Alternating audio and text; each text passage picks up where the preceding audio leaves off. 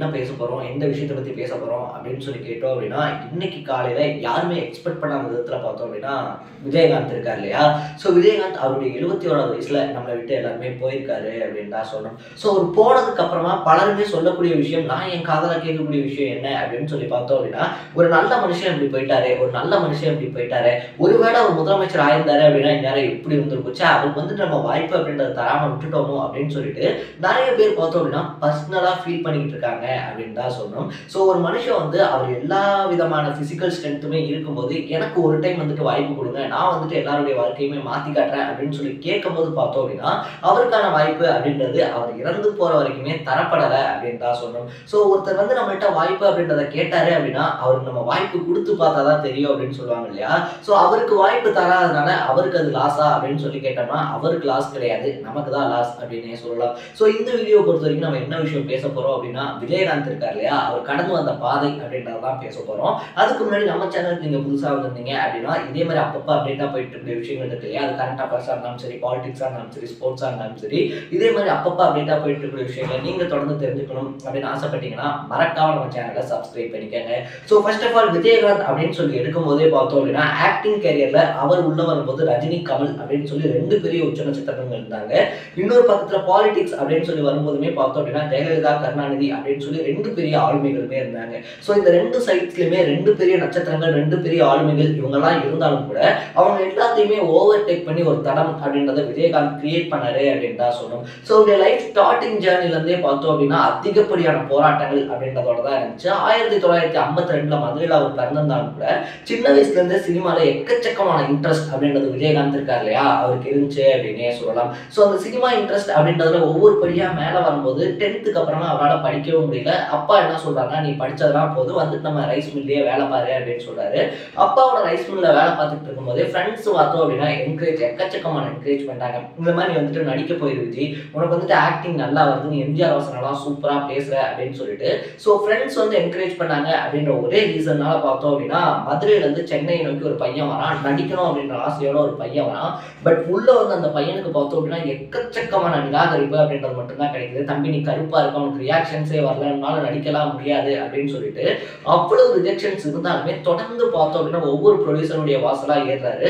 அதுக்கப்புறமா 1979 பார்த்தோம் அப்படின்னா இனிக்கும் இளமை அப்படின்ற திரைப்படம் தான் அவருடைய ஃபர்ஸ்ட் மூவி அப்படின்னே சொல்லலாம். ஸோ அப்படி ஒரு சில மூவி அப்படின்றத அவர் பண்ணியிருந்தாலும் கூட அவரை வந்துட்டு ஒரு ஆக்டருக்கான அங்கீகாரம் அப்படின்றது வாங்கி கொடுத்த படம் அப்படின்னா தூரத்து இடிமுழக்கம் அப்படின்னு தான் சொல்லணும்.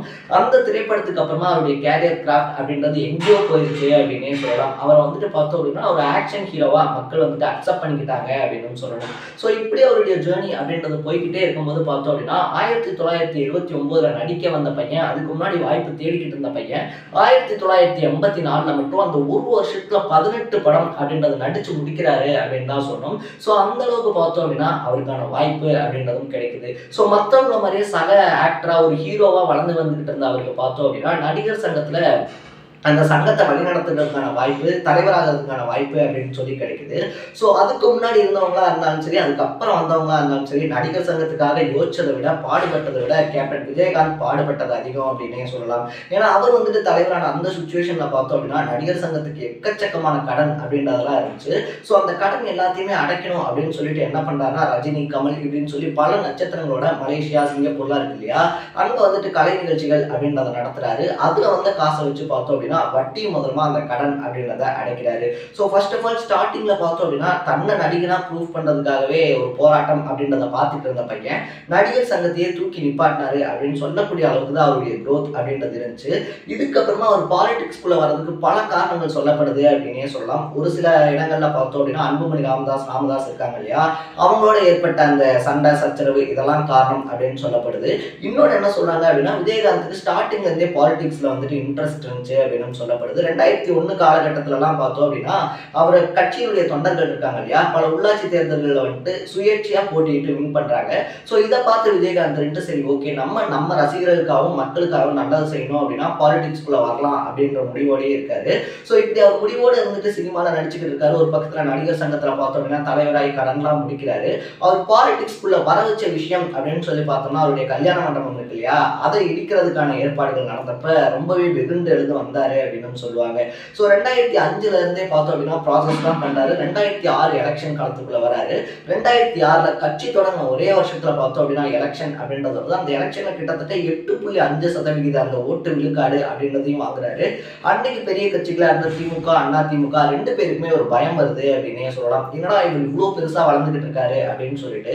ஸோ அப்படி வந்து விஜயகாந்தினுடைய கிராஃப்ட் இருக்கு இல்லையா, இன்கேஸ் அவர் 2011ல வந்துட்டு ஜெயலலிதாவோட கூட்டணி வைக்காம இருந்திருந்தாரு அப்படின்னா அவர் இன்னுமே பாலிடிக்ஸ்ல புலியா இருந்திருப்பாரு. அவருக்குன்னு ஒரு இடம் இருந்திருக்கும் அப்படின்னு ஒரு சிலர் சொல்லுவாங்க. ஒரு சிலர் பார்த்தோம் அப்படின்னா அவர் கூட்டணி வச்சதுதான் கரெக்ட் அப்படின்னு சொல்லுவாங்க. ஸோ அது கரெக்டா தப்பா அப்படின்றத தாண்டி அபார்ட் ஃப்ரம் தட் அப்படின்ற மாதிரி பார்த்தோம்னா அந்த கூட்டணியில அவர் ஒரு சில இடங்கள் ஜெயிச்சிருந்தாலும் கூட முதல் சட்டமன்ற தொடர்லயே பார்த்தோம் அப்படின்னா விஜயகாந்த் விசஸ் நம்ம ஜெயலலிதா அப்படின்ற இஷ்யூ வந்துட்டு வெடிக்குது. இப்போ வரைக்குமே சட்டமன்றத்துக்குள்ள நடந்த ஒரு காரசாரமான சண்டை, காரசாரமான விவாதம் அப்படின்னா அதையுமே சொல்லுவாங்க. 2011க்கு அப்புறமா பார்த்தோம் அப்படின்னா ஜெயலலிதா இருக்காங்க இல்லையா, அவங்க வந்துட்டு விஜயகாந்தை யூஸ் பண்ணிட்டு கழட்டி விட்டாங்கப்பா அப்படின்லாம் பல விமர்சனங்கள் வைக்கப்படுது. 2011க்கு அப்புறமா அப்படியே தேமுதிக பார்த்தோம் அப்படின்னா படிப்படியா அந்த சரிவு அப்படின்றத சந்திக்கவும் ஆரம்பிக்கிறாங்க. இதுக்கப்புறமா விஜயகாந்த் அவருடைய உடல்நிலை இருக்கு இல்லையா, அதுலயுமே பார்த்தோம் அப்படின்னா பல பிரச்சனைகள் அப்படின்றது ஏற்படுது. ஸோ விஜயகாந்தினுடைய உடல்நிலை அப்படின்னும் போது எல்லாம் என்ன சொல்லுவாங்கன்னா அவர் குடிச்சு இப்படி ஆயிட்டாருப்பா, குடிச்சு இப்படி ஆயிட்டாரு அப்படின்னு சொல்லுவாங்க. அதுவும் ஒன் ஆஃப் த ரீசன் தானே தவிர விஜயகாந்த் குடிச்சதுனால மட்டும்தான் இப்படி ஆனாரான்னு சொல்லி கேட்டோம்னா அவருக்கு தைராய்டு ப்ராப்ளம்ஸ் இருந்துச்சு, உடல்ல ப்ராப்ளம்ஸ்லாம் இருந்துச்சு. ஸோ அதை வந்துட்டு அவர் சரியா கேர் பண்ணிக்கல அப்படின்னு இன்னொரு தரப்பு சொல்லுவாங்க.